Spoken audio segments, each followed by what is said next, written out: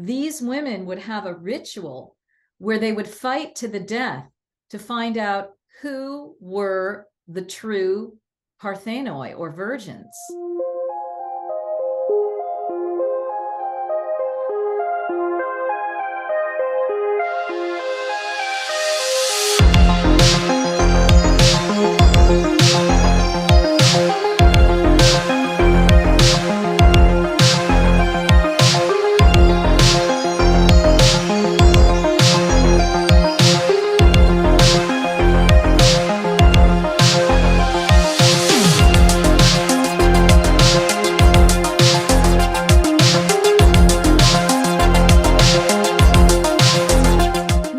Galactic family, welcome back to the channel, guys. Come on into this dimension. We have an amazing topic of discussion today regarding the cults of Athena, Minerva, Medusa, the Vestal Virgins, what this stuff is all about. We got all of it here today with the leading lady who knows all about it. So be sure to subscribe. Go ahead and click that notifications bell. Hit that like button today because we are going to dive into the topic of discussion.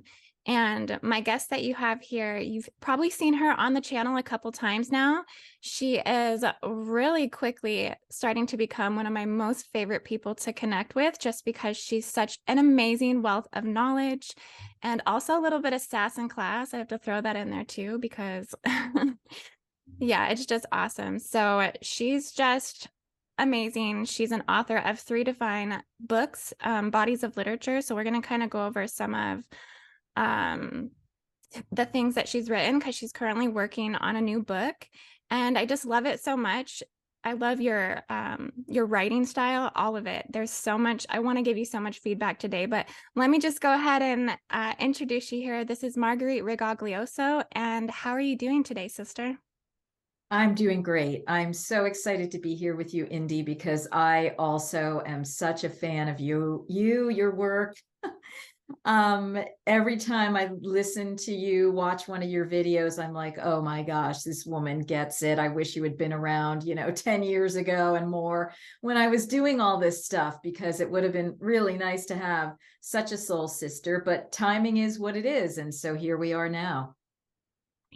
Yeah, definitely. And it does feel like there is a strong network of divine feminine really stepping up into their empowerment, really taking it to the next levels of creation here on this earth. I have just been seeing so much divine happening within that amongst the sisterhood.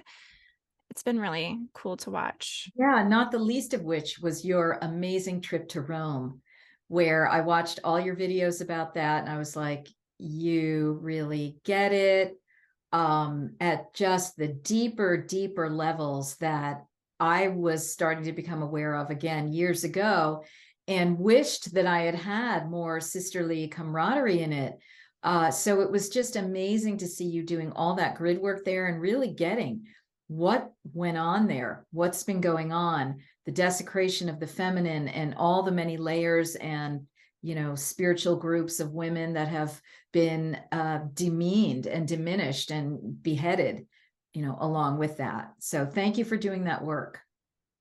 Yeah, thank you so much for just being able to acknowledge and to see me in that work, and everything that went into it. That Medusa piece, I have to tell you, I mean, it was really connected in a lot of ways to the ways in which you activated me just with the womb work and the connection that we seem to share with Medusa. So maybe that's kind of a good place for us to start this discussion, because I know you've also had experiences with her spirit or the deity or the just the energy, the essence of her. And how do you interpret that? And what was your experience like?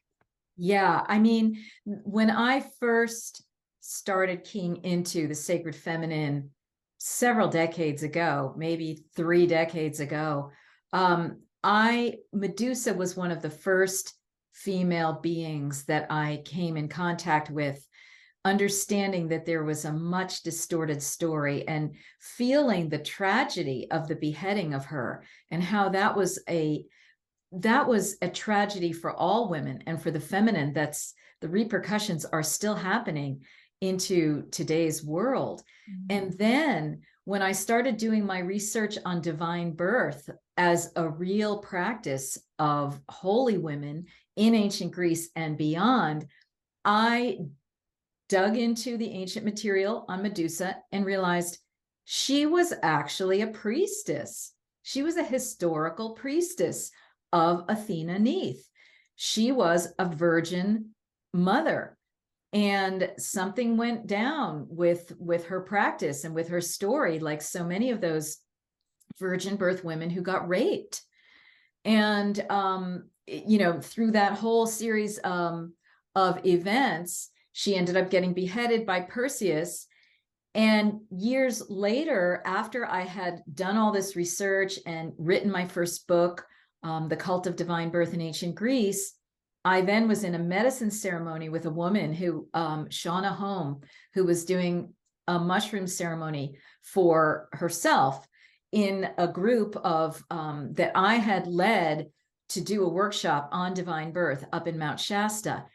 And she revealed something during that ceremony that showed me what my karma was with Medusa. So we can go into that, or I'll just pause there and see. Yeah, no, I would love to hear this because I think it's all tied together. Yeah, You know, it's I all mean, tied together. yeah, even how you were guiding me at the time back to Neith and the North African priestess and with the crown of snakes. You know, I included some of that directly in that healing that I did in the art piece, the theatrical representation of her energy that I put together. But which was amazing, and everybody should see that film. It's really quite beautiful and stunning, and it incorporates exactly the feelings that I had when I first learned about Medusa. So yeah, and you and I do share some Italian ancestry, and I really have half of my ancestry is Sicilian, which means that it's in large part African DNA influenced and injected, which is, I believe, why I have, the hair that I have, which was really corkscrewy when it was brown. And I just think that this hair is a living memory of Medusa in my life, among other things. And so here's how my karma goes with it. You ready? Mm-hmm. Okay. So Shauna said when she was channeling essentially the Pleiades during that ceremony at night, she said, "Oh, you are the reincarnation of the mother of who is that person?" And we realized she was talking about Perseus. She said that I was the reincarnation of the mother of Perseus, who was Denai. Denai was the priestess who was tricked into having sex with Zeus when she was in the midst of her parthenogenetic conception ritual. He came upon her on the astral plane through the most dastardly trick of all, which was a shower of gold, or a shower of golden light. That is precisely how the original divine birth priestesses conceived, was through light. So in comes Zeus, this reptilian being. Hey, I'm not a reptile. I'm not a reptilian. I'm light. Impregnate with me. And at the last moment, she realized, oh my God, like as she was having her, orgasmic conception orgasm, she realized, this isn't parthenogenesis, this is Zeus. And it was too late. So she was horrified. And that resulted in the conception of Perseus. Perseus was the one who then went to find Medusa in order to save his mother from an unwanted marriage with a king, meaning she would have to release her virginity yet again. He went and found this king demanded the head of Medusa, and that he would not rape Perseus's mother Denai if he got him the head of Medusa, which was supposed to be known to be very powerful. Medusa was this super high level priestess that turns out she was a priestess of divine birth herself. And so, you know, as I said, and so Perseus gets the head, takes it, and then what I received in my own ceremony was the king raped his mother Denai anyway. So it was like tragedies all around. And I think that Perseus himself wasn't necessarily a bad guy, but by beheading Medusa, the head queen of the Gorgon tribe of North Africa, where Athena Neith had originated, and she was of divine birth priestess, this was a huge travesty. It had huge ramifications in the ancient world. And so I now understood why in this lifetime I was so horrified at the idea of Medusa having been decapitated, because I was indirectly responsible by having essentially broken my virgin vow, though by circumstances pretty much kind of in a way out of my control, although I would have blamed myself for not having created a stronger container so that Zeus could not come into my astral space as I was doing a divine conception rite. So when she said that, I was like, oh my God, this makes total sense to me. Now I know why I am the only person in the world who created the family tree of Denai as part of my dissertation. Literally, I went to all, like you, I went to all this research and I'm like, wait, she's the mother of she. And Denai is in this lineage of divine birth priestesses that go way back. And I had traced, you know, all of her forebears and her progeny. And so it all kind of came to completion and I understood what the karma was. And previously in a medicine ceremony, before Shauna even came through with this information, I was shown that the reason I had agreed to bring the awakening of divine birth back onto the planet as a real thing was because I had broken my virgin vow in a previous life as a virgin birth priestess. So now with Shauna's revelations, I was able to bring the two things together. I had broken my virgin vow with Zeus by letting his astral phallus come into me and impregnate me with Perseus, who then created a great travesty on the planet, even though I loved Perseus and ultimately he was trying to protect me. But this is how these forces work. They snarl everybody in, they weave them in, and it leads to one tragedy after another. Yeah. Well, that's a pretty incredible thing to activate to and to remember and to integrate from your Akash, and then to be so connected that it's tying into your mission and what you're supposed to be bringing to the world now. I mean, this seems like it's, you know, deeply rooted in your eternal contract of, you know, what you are becoming in this life. So it's pretty amazing and it's deep. And I think the recollection of all this is, I think, imperative to the divine feminine on a lot of levels, as I think many of us were, you know, have Akashic history in the Roman times and the Greece times, even in Africa and ancient Egypt and Libya. You know, why is it that we're so drawn to her? You know, we must have been a part of these cults of Neith and cults of Athena, and we were Vestal virgins at one time. Yes. I kind of wanted to bring it back to maybe just the idea of virginity. And the power within what virginity is, because this is something that's really been activating for me within this. I even watched the movie the other night of Elizabeth I, 1998, Kate Blanchett. Yes. Oh my gosh, I know.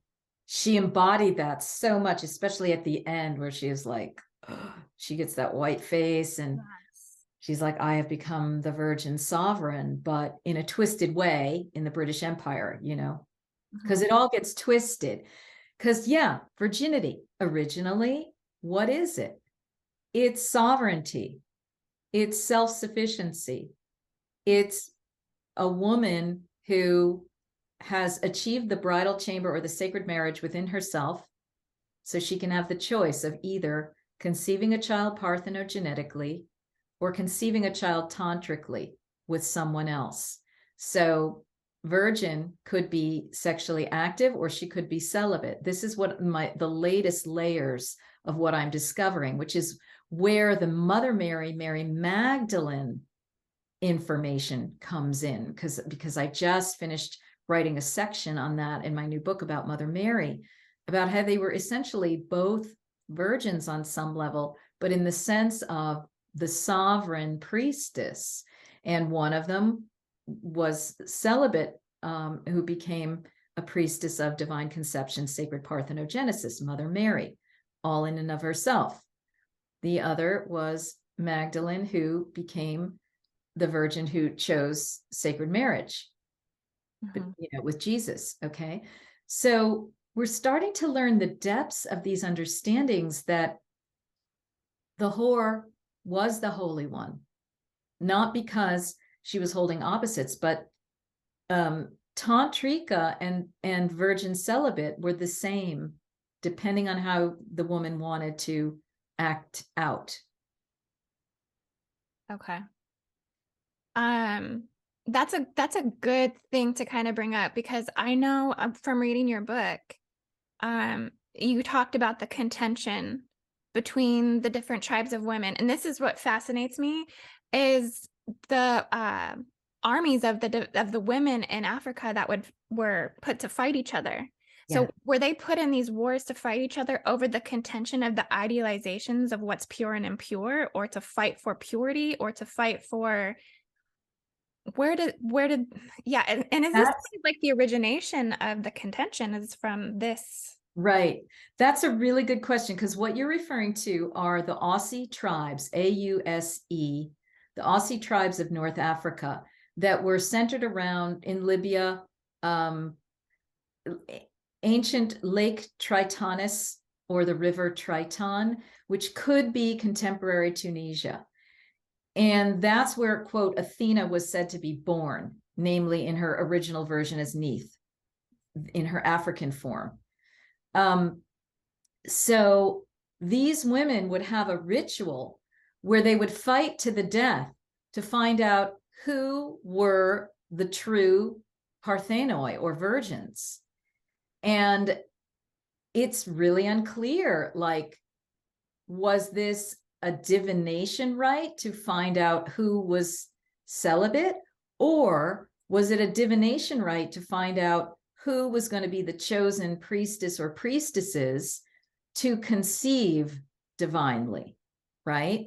But it's in some way the women got pitted against each other. And in one of these stories, it said that Athena herself killed her best friend, Pallas. And she was so horrified that this had happened, because so clearly already there's a patriarchal insertion.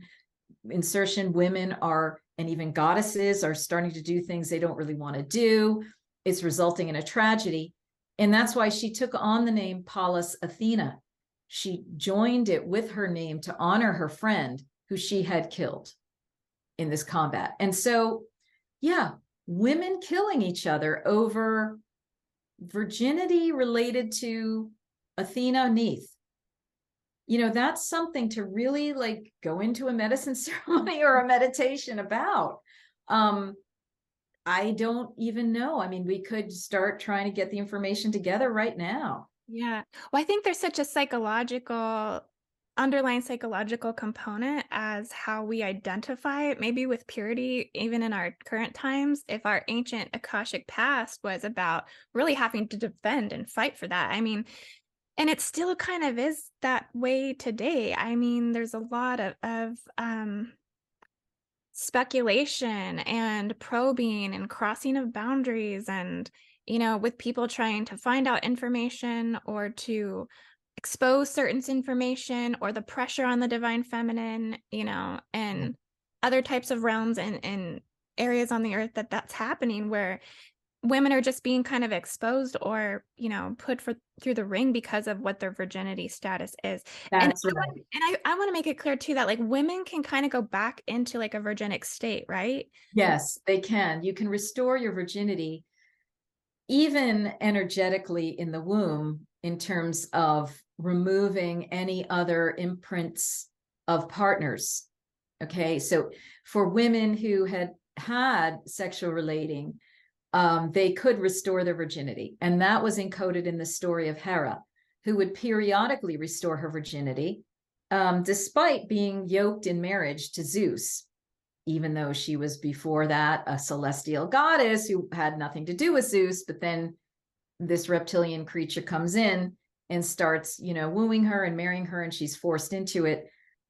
But there were that ritual that her statue would be periodically, even yearly, washed to restore her virginity, has its analogs in India. I had learned from this shaman there, Nandu Menon, who wrote a book, Kali's Odia, which was all about his grandmother's and aunties' matriarchal practices. And one of them was to restore a woman's virginity, which they found particularly useful in the case where girls had been raped. And they wanted to get all that energy out of them. So it wasn't like a one-time thing. You're a virgin and then you're not a virgin if you have sex. Like, it had to do with there's some sort of like telltale sign that you've cleansed, that you've officially cleansed all past partners and you've gone back into a virginic state? Or how do you think it's just one woman kind of knows, like, I'm pure now? She knows that she's cleared, right? In a way, it's a lot of like the work you do, which is to remove tags from people and things like that. Residues of partners can remain in the vagina and so forth. And it has shifted your like spiritual pH, if you will, right? Mm-hmm. And so, but it can be restored for women who want to have sovereignty within themselves so that their womb can do certain actions and activities again. It's the purification of the womb chakra that Sri Kaleshwar talks about and offers a mantra technique that I've taught as well. So there's something about being able to come back to that sovereign state of energetic self-alignment. You could call it purity if you want or not. It's not really, though, in the sense that it's come to be thought of as purity, mm-hmm. That sex is dirty. It's just an energetic wholeness. Recently, I've been really tying purity to power. Yeah. When I was reading about the Vestal Virgins, it was saying that they had so much influence over the city that because of their purity, they could go and like take somebody who's off death row. They could save people who were being hung or executed. And if a Vestal Virgin put her sights on you, that person would then be saved. So they had so much influence over morality and integrity. And so they're held in this like very high regard. Right. And then even the Virgin Queen, there's been like psychologies around power. I was reading the book, The Power of the 48 Laws, and by Robert Greene, and he's talking about how when a woman maintains her like virginity, she maintains the status of power. So she doesn't give like her attention to anyone, like the desire of the worship. And so she keeps all of these like suitors kind of orbiting around her, but never actually allowing to like commit or allow them to get any closer. Because then that would be to be as slaved to them, be enslaved to them, keeping like this particular stature that embodies, and I would to the divine. That's right. I would say that's even a later stage of the behavior of a virgin under patriarchy, where now she's having to play games around it. Whereas before, there were no manipulation games that had to happen between her, men, and anyone. It was just woman is sovereign. She also wasn't sought after by the sort of rapacious phallus that was like going to rape any sovereign woman. That's patriarchy. In the previous stage, it was like women were sovereign, men were sovereign. They were respected. Women could do a whole host of things with their sovereignty, with their womb, from parthenogenetic conception to healing at a distance and so forth. So there's been devolvement over what virginity sovereignty has been and has meant into these times where under the Christian program, it's virginity equals purity, but they've left out all the steps of energetic power, energetic sovereignty, you know, so it's just virginity equals lack of sex equals purity. Everything that's good about virginity is stripped out of that equation. And then women are controlled sexually with it. Yeah. Whereas women used to control like themselves. Right. But there is like this form of wisdom that comes from those intimate experiences. And how is a virgin to attain the wisdom if she's not attaining the experiences? So I almost wonder, like, could a 30-year Vestal virgin be as wise as a woman with 30 years of, let's say, right, bringing life into the world and experiencing? Not in the reptilian Roman Republic, that's for sure. Because by the time those women are there, they're basically being used and controlled. Their womb power is being used. Yes, they got a whole bunch of trainings that took like 10 years for them to be able to do what they could do energetically, which I think also involved divine conception that's very hidden, but still there in the Roman record. But they were largely having their yoni power yoked to the fire of Rome. They were like literally feeding the beast machine that needed the womb power of the feminine to run itself as a reptilian enterprise.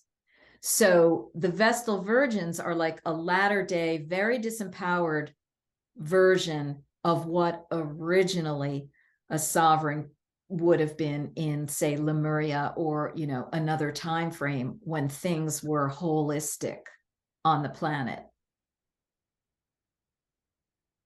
Yeah, and I feel like I got a taste of that when I went to Rome by going to the Gardens of Tivoli. It was a cardinal's home. And as soon as you go in, I mean, there are fleur-de-lises everywhere. I mean, all over everything. So it was really interesting because I felt like I was in the place of where that implant maybe originally came in and was superimposed onto the bloodlines of. Yeah, that would make sense to me. I know that fleur-de-lis being like the replication of the womb, but in a kind of an AI format, little glyph that then they could use, right, to control and implant, and that you take out those implants for people. So yeah, I mean, by the time we got the Roman Empire, boy, there's little that I'm admiring or would want to be involved in, including being a Vestal virgin, because I think those women ultimately had miserable lives. They were under a lot of threat. They were put in there at 6 years old. And then when they came out, they were a little bit taboo people, you know, that it was harder for them to get married and so forth, even though they were only about 30 years old, but they were considered, you know, over the hill. So it was a tough type of life. And Indy, what I get is those Roman Vestal virgins were involved with sex with the god Mars, because the foundation of the Roman Vestal virgins is the story of Rhea Silvia, who was impregnated by the god Mars and had Romulus and Remus. And that is telling us that she was not sovereign. She was already being impregnated by Mars. Who is this god Mars? You know, like, first of all, if we think of Mars as the planet, we're talking about a reptilian colonization scheme. Yes. So there's some aspect of reptilian colonization scheme that's getting into the womb of this woman, giving birth to Romulus and Remus, the twins, who are, everyone's afraid of them. They're thrown into the river. Then they start fighting. And one of them wins, you know, the more reptilian one wins, and then he founds Rome. It's a reptilian Martian place, onto which the church that shall remain unnamed inserted itself. Okay, and that's, I think, a lot of what you were picking up, either directly or indirectly, and working with, like, holy gosh, these travesties that we as women has got to speak up about and do something. Yeah. Well, it really takes me back to when I look at the story of that, I start thinking, well, what other accounts of the Rhea Silvia story maybe happened in ancient Egypt, or even going back even further, where was the original reptilian invasion? My research has taken me back to planetary warfare. It's taken me back Yes, to Tiamat and Marduk, absolutely. Maldek, the asteroid belt, that this was something that seeded as maybe like a mental complex in the Earth's grid fields, that these stories or these archetypes or these deities are like a manifestation of like realization markers or realization points of when the inceptions occurred, but that it might be originally, at least what I've seen with the Polarian root race, is just the original devastation of the 12D avatar matrix, that this was just. Yes, absolutely. And that's why they're cast as mythology, because there's no real time, place that you can pin this. Like, what year was this? Was Rhea Silvia from Etruria, which was pre-Roman over there, right? Whenever you're in the domain of mythology, you're in the domain of indeterminate timelines and histories that have gone distorted or missing, that we're trying to figure out. So good for you for Yeah, connecting. well, I was thinking about it too in terms of this could have been the Watchers as well. I mean, because Yes, you have the Nephilim or fallen angels, and exactly. if you think about Zeus coming in as light, really coming in as a fallen angel. Yeah, I mean, it's horrible, when you think about it. And the thing that has gone missing in all these stories is the function of the womb in it, and the misuse and rape of the womb and the seeding, because all of these dastardly foundations, no matter how AI or Atlantean or whatever they were, needed a womb. And that's encoded in Zeus's story of swallowing the pregnant Metis, who was pregnant with Athena, and giving birth to her through his head.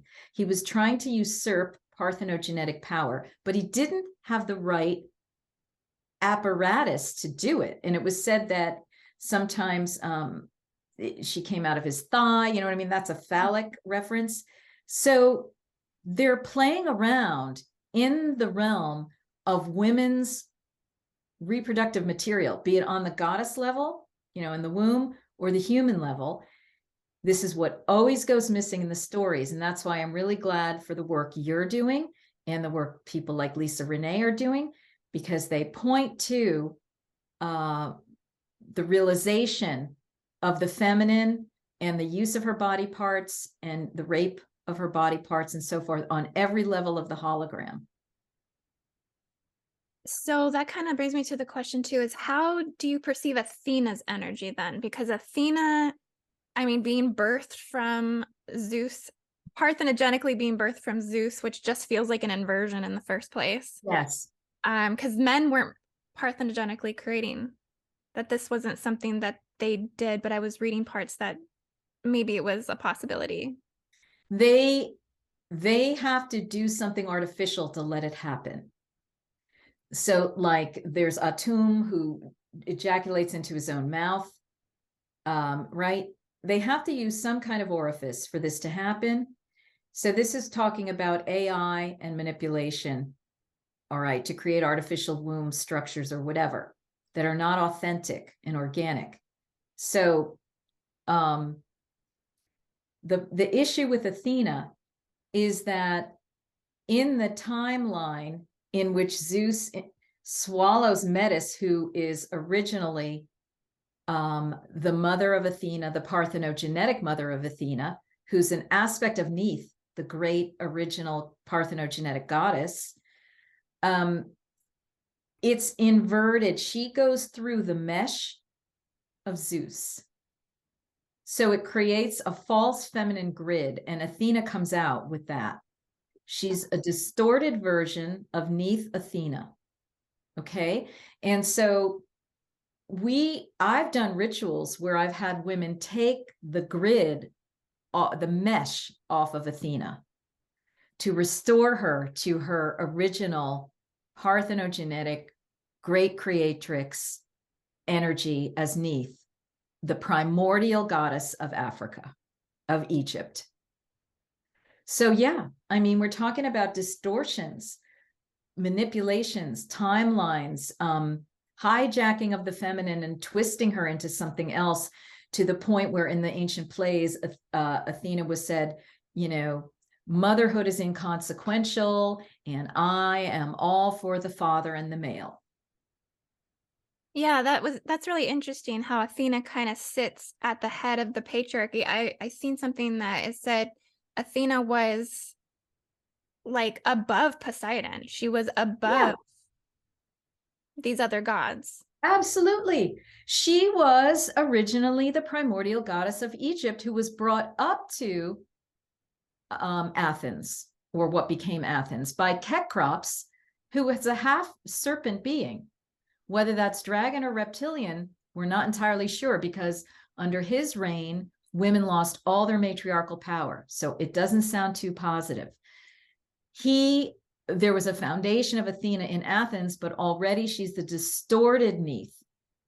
Okay, so this is what we have to look at. And it's like, you understand this, you know, and it has real ramifications in our lives. This is not just stories like, oh, isn't that interesting? Whatever. It's like, wow, we've got to unwind this stuff. Oh, And I yes, definitely agree. Yeah. he became the apex of the militarized Greek culture. And that was just a huge scourge on the planet. You kind of feel like there's just like a contention egregore just around Athena's energy itself. I wanted to kind of maybe point out, and I pulled this picture up because I think it's interesting that she holds Nike in her hand. Yeah. She puts the serpent behind her shield, so she's like hiding that. But also the shield, I found out, was a Medusa shield. So on the front of the shield is actually Medusa's head. That's right. And That's right, because very Medusa is Athena. Medusa is the part of Athena, is the part of Neith that got split off and created and was named demonic and dark and all that. Okay, but she was really the power of Neith-Athena. Okay, and yeah, you're right. Athena would always have her either on her aegis, you know, her breastplate, or her shield, showing that the two ultimately could not be divided, even though in the mythology, the storyline is that Athena is the one who arranged for Medusa's death, because she was angry that Medusa had sex with a Poseidon in Athena's temple, instead of having a divine birth conception parthenogenetically.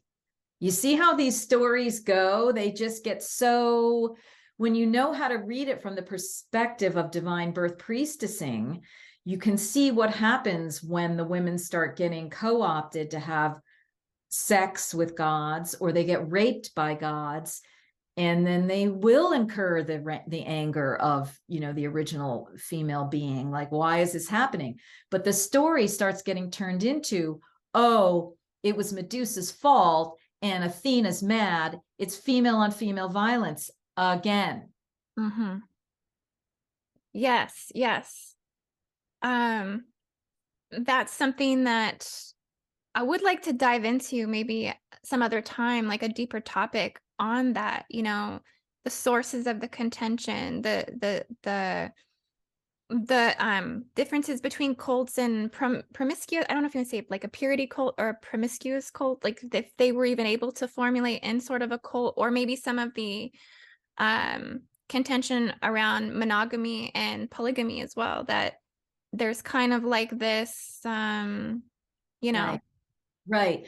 Because, you know, when I did my first workshops on divine birth, I noticed, this was up in Mount Shasta, I noticed there was a group that were more like the virgins, the celibate energies, and there was the group that was more like the tantricas, what I'd call them. Okay.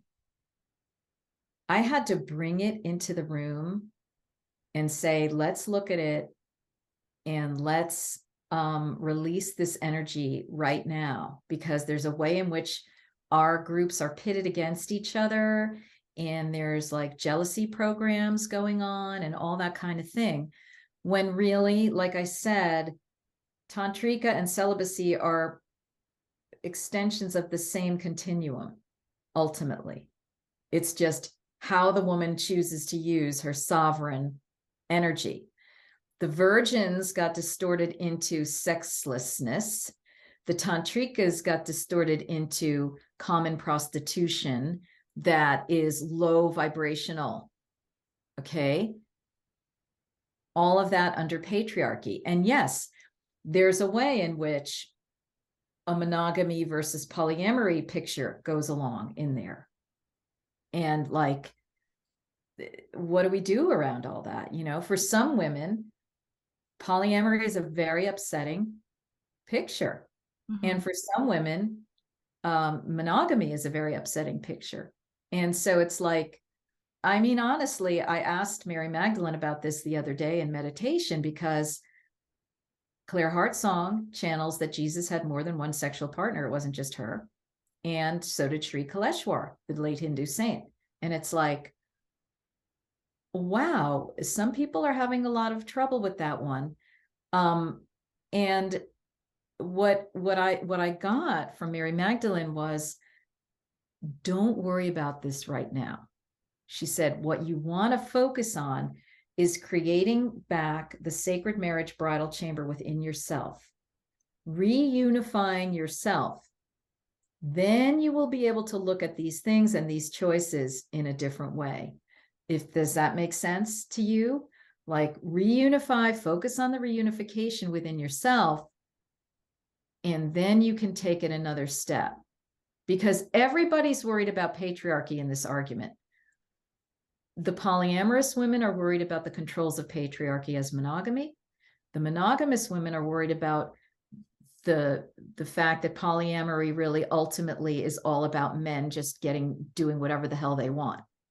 Okay, so both of them need to be evolved up if any of them are going to work, right?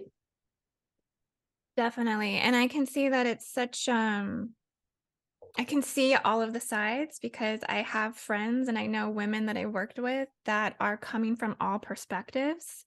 And so, yeah, it's kind of like the fabric of their belief structures, and where they sit within it. So this is something you're going to teach then. You have a course coming up that you're doing that looks very exciting. And yeah. Oh, thanks for showing it. Yeah, the 7 Mysteries of Magdalene. I think that this issue is going to tangentially come up, but what we're going to be focusing on is the mystery of the bridal chamber and the mystery of the sacred marriage as both inner and outer processes, right? Yeah. okay, so if someone's connecting to Mary Magdalene's energy, what they're going to learn in this is kind of the inner structure of the union. And what about the 7 sins of Magdalene? Are you going over this at all in this course? No. Because I know you've talked about it before. Oh, the 7 sins of Magdalene? Yeah. Well, what I've referred to are the 7 demons that she was released of. Okay. That's in the New Testament. And that would be a really interesting question, because clearly that's talking about a place where Magdalene needed to release from something from her own being in order to move on with her spiritual growth, right? And I think it was, a demon at each chakra. And yeah, we could say, what is the biggest sin associated with each of those chakras? Right? It could be hubris. It could be, right? There's many different things. And so that would be, those are the types of things where it's like, I'm providing basic structures and concepts for then people to go off ultimately and have their own inquiry with Magdalene and their own Q&A and their own receiving of their knowledge, because this is an endless fractal that people can continue to receive information on according to what they need. So that's what the course is ultimately sets them up, is to look at these 7 mysteries as I find in the texts about Magdalene. And then we will spin off to a certain degree on each of them. And then I invite everyone to keep spinning off on their own afterward. Well, it looks like it's going to be a really awesome course. You're doing 5 live online classes. Yes. Yes. And everybody can watch and replay too if you can't make it live. Even if they're listening to this after the course is concluded, it's going to remain available for registration indefinitely into the future. So it will be there. And if anybody here has taken the womb healing course 3 that we did, I mean, that was such an amazing turnout. I got so much good feedback about that. And I feel like we just were able to really introduce a lot of new concepts. Yeah. And so much came through. I mean, it was such a powerful weekend, and it's just so crazy how it aligned with the Queen passing. No, among other things. Yeah, really incredible, right? Yeah, thank you so much for mentioning this and for letting everybody know. I'm always referring people to you for clearings, and your work, your YouTubes and your classes, because of the depth of what you're bringing through, that to me is just truly breathtaking. Well, I definitely feel the same way about you. Your books are up here for yeah, they're under store. Okay. Store, and then you say books. Yeah. So there's the Mystery Tradition of Miraculous Conception, which is the most recent one that makes, divine birth understandable. And it connects it to the story of how it manifested through Mother Mary.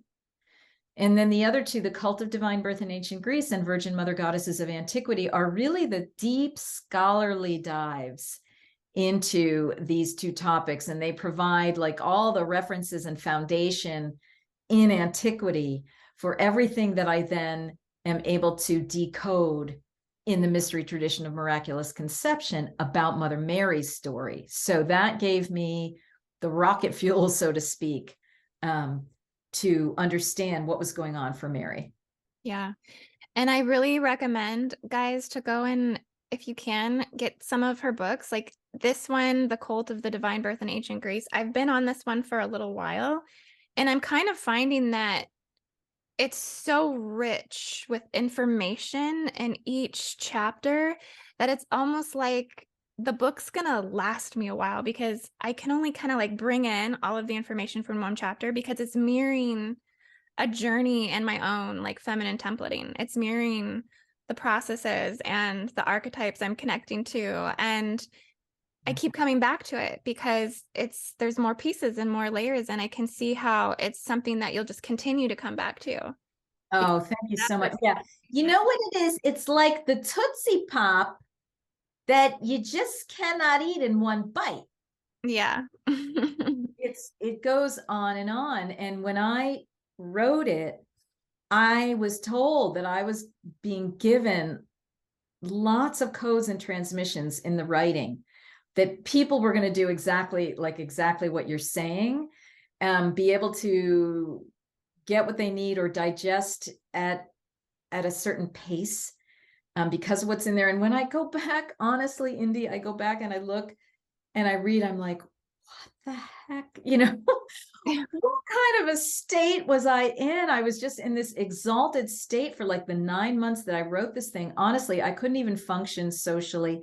I would be even at a gathering and I'd be like writing the book continually, like wherever I went, I was writing the book, because that's the level of dedication, as you know, that you need to have when you're pulling through this information and working with it. Yeah, definitely. It's really amazing. Like, it's really good. I mean, I have to tell you, you did such a fabulous job. I mean, I can tell the research that you've done. You have all the references there as you read through it to Timaeus and Plato. And I mean, you've just dived into some extensive stuff too. pull these records. And so it's great. Oh, it was funny because I literally used to have cartloads of books coming back and forth from my library at the California Institute of Integral Studies. They would get me this stuff through interlibrary loan. I'd have a whole shelf that they'd have waiting for me. I'd bring them back, the cart of the other books, and I'd take the new ones. And I would just, by night, I would read and do Post-it notes. And by day, I'd be doing the writing. It's really intense. Yeah. So if you guys haven't checked out Marguerite, I really recommend maybe also subscribing to her channel. Hit the subscribe button, the notifications bell, all that good stuff. You can also go to my channel and you can look at some of the videos we've done in the past already. Did I just skip one? No. Did this one on Day Dannon with Zoe on Mary Magdalene laundry facilities. That was a really good show. Right. And then we did another one. I'm not even remembering. There we go, to the right. Oh, the Fae Dragons and She. We were talking about some of that. Yeah. Mm-hmm. And then the collaborations with Z Earthstar as well. Yeah. We got into the reptilian force breeding programs, which ultimately these cults, Vestal Virgins, I mean, this is extensions of these force breeder programs. But you know what I'm finding kind of interesting, and I just wanted to kind of throw this in here too, is I've been really connecting with Athena's energy on a positive level, and I'm not sure where that's like coming in, if there's great distortions over her, because I've been seeing this level of like qualities of like diplomacy and just unrelenting strength and like power and peacemaking. Ultimately, the Greeks saw her as not liking warfare. She was more into the peacemaking. So that's what you're picking up on. You're picking up on the pure stream, the pure substratum of her as Neith, as great primordial autogenetic self-birthing goddess. Yeah. Right? In her African personality. Because we have karma there and we have literal ancestry from our lives in this life. And I'm kind of seeing it too, that there was something in the Medusa piece that I was to confront like Medusa's energy first and kind of live and experience through the healing of her energy before I could even maybe understand Athena's aspect. Because would you say that in terms of hierarchy of the priestesshood or hierarchy of the godship, that Medusa's energy would have been considered beneath Athena technically, or at least according to the gods, or according to, because how she had this power to turn Medusa into. She originally was Medusa. She originally was. Okay. That was the other half of her. That's the point. They split it the way they split the feminine, and we're in duality. It's always going to be virgin whore, good goddess, bad goddess, black Madonna, white Madonna, but originally, right? Originally, yeah, she was a critical part of Athena, Neith, part of her very soul. They were one. And it's only the patriarchy timelines that started separating them out and then demonizing one and controlling the other. So Medusa is you. She is me. The medicine that she has within her, the power that she has of wisdom, that's what Medusa was. She was the power of wisdom, the wind beneath Athena's wings. She is originally not a warrior goddess. She's a wisdom goddess. That is what's connecting her with Sophia, who is the womb of all creation, the original great goddess. That completely makes sense, because I keep seeing the Medusa shield and relic in my energy field too. And I'm like, why is it that I feel like I'm being granted like these armors? Because now in patriarchy, we need it as armor. But eventually, when all of these things become integrated and we transmute these energies, it's just going to be sustenance within us rather than a shield. But by connecting Medusa's head back to her body, that's how a symbol of this integration. I have one last question for you. It's a controversial question. So if you don't want to answer this or you want me to cut it out of the video, please just let me know. But what would you say to, and I've poked the beehive with this question before.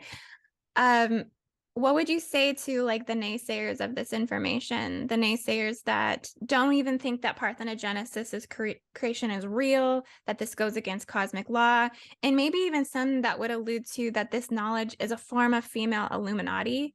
And I only ask this because I personally feel that exists solely to try to continue to take our creation, her story, away from us. That's right. I think we should not too quickly jump to the idea that it's female Illuminati. That's already a clue right there that, hey, wait, we just revealed something. Oop, now it's female Illuminati. No, let's stay with the medicine a little bit and let's see what it has to tell us. And let's look at it, because as I've talked about, yeah, divine birth has been hijacked and used, and women became complicit in it. During the trajectory of divine birth, they started creating all sorts of things they shouldn't have into historical kingly lines. So in terms of just the larger belief about parthenogenesis, what I was shown when I started doing this work in medicine ceremony was, well, are you bringing this information forth to unite or to divide? And I said, well, to unite. And they said, well, okay. So then what you want to be sure that you convey is that the timeline of parthenogenesis is only for those for whom it is medicine. It's not medicine for everyone. And if it's not your medicine, take your medicine elsewhere.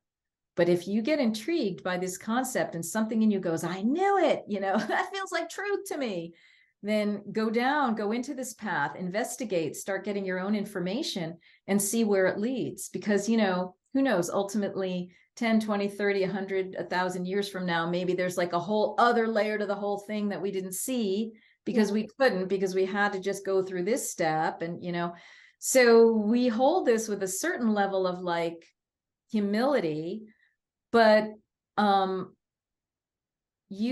being fed by it for what positive it can offer us in our world. I also feel there's a level of it being triggering to the wounded masculine, because there's some level of feeling inferior in terms of creation rights or. That's right. And the other piece of what I was given was, are you here to divide men and women or unite them? And it was like, unite them. And they're like, okay, just be clear that when you're teaching this, you're not saying that this is something to eclipse males, the phallus, or sacred marriage sexuality, or, just the regular sexuality that we have. And it's like, no, it isn't. We were talking about a specialized priestess function that originally may have, as we were talking about in Healing the Womb 3, been an original way of human reproduction, where there were really no formal male-female. It was like sort of more yin directed women people, and then more yang directed people. But ultimately there was more of an integration. And so the birthing was ultimately parthenogenetic, as the original human form. And so we have to look at that time period where the sexes might have been split, that Plato talks about, and that I talked about in Healing the Womb 3. And so, wow, who did that? Why, and what are we trying to bring back together? Yeah, I definitely think that would be a good topic to dive into, because I cannot even find a lot of literature or anything around the subject of this division, where men and women both equally here at the same time. Where and how. I have seriously haven't came across much. Maybe some stuff from Edgar Cayce, briefly taking it from the Lemurian time. Yeah, exactly. Because sometimes you have like this idea of planets of women or colonizations of women or islands of women. You'll get a lot of that Isla de las Mujeres, right, all over the place. You go to some country and you're like, wow, I didn't realize you had an island of the women. What is that? You know, and then you look at the Amazons, who were the priestesses of Athena, Neith, and also Artemis up in the, Turkey region. What was that all about? They were like really strong female. And then they took on the warrior aspect, the Amazons, because they're like, well, the men aren't saving us from this reptilian incursion, so we got to take it into our own hands. So there is something about, what are those various timelines of men, women, males, females, and was the whole reptilian incursion into the earth fully a male thing from them? That's what I get. Yes. I actually got those messages last night and the night before. Oh, interesting. Yeah. Because in their planets, the queens rule the roost. Okay. And they have the vagina dentata, which can take off that very nice phallus. All right, during sex. And so that's the origin of that unconscious thing that was a Freudian, the vagina dentata, the castrating female womb, right? That's a memory from Orion, the negative part of the Orion constellation. Yes. Is what I've gotten. Yeah, that's definitely a deep dive. I started laughing there because I actually found little candies in Rome that looked like a vagina dentata. They were like little gummies. We were playing with them. It was just ridiculous. Oh my God. Yeah. I know. That's why when I saw your like Orion, oil, I was like, can I put that on? Orion. But then I realized, well, we're in duality. There's positive Orion, negative Orion. Maybe this could be a healing element for me and all people who are aware of that aspect of Orion's history. Yeah, maybe if you can for a second, I want you to go through them. So just so everybody knows, I did send Marguerite all 6 of my starseed activators for her to try. The best things ever. Yeah, I would love your just introspection on them. What do you think of the smells? Do you feel the attunement to the star system as you kind of take it in? Which one do you resonate with the most? So, of course, the ones that I ended up with the most were Pleiadian, Lyran, and Andromedan. I don't know too much about Lyra, but I was drawn to that. And then a little bit the Arcturian. So I think those Pleiades, Andromeda, and then Lyra are probably my more of my origin as a soul is from those places, and that's probably why I tuned in. It kind of didn't really surprise me, but really any of them are just so amazing. And what I do is I put one on every day. I used to have a diffuser in here, but now I don't even need to have a diffuser because these things stay on all day. I'm like, wow, when did that ever happen with an essential oil?